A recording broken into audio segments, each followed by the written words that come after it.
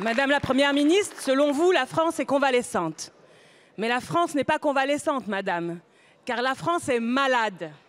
Elle est malade de voir ses grands principes démocratiques et sociaux foulés aux pieds. C'est votre loi retraite qui a donné la fièvre à la France et sa température est à 49,3. C'est votre 49,3 du 16 mars qui a provoqué un mal si intense que la mobilisation s'est vue redoubler.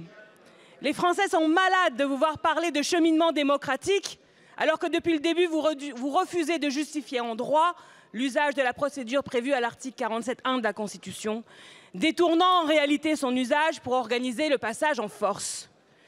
Ce vendredi, le Conseil constitutionnel donnera son avis.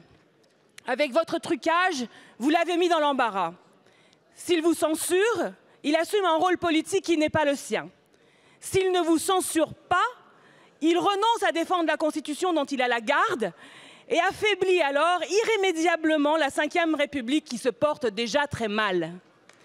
Et si vous assumiez, madame, votre responsabilité et deveniez l'antidote à la maladie que vous avez vous-même générée, le pays ne s'en porterait-il pas mieux? Retirez la loi.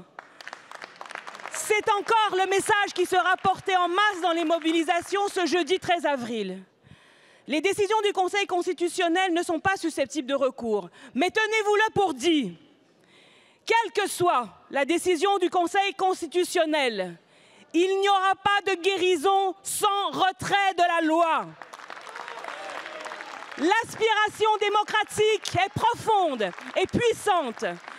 Les Français tiennent de cette Constitution certains droits fondamentaux, dont celui de faire grève et de manifester. Ils sont en droit de combattre la promulgation de votre loi retraite. Leur détermination est intacte. Retirez la loi.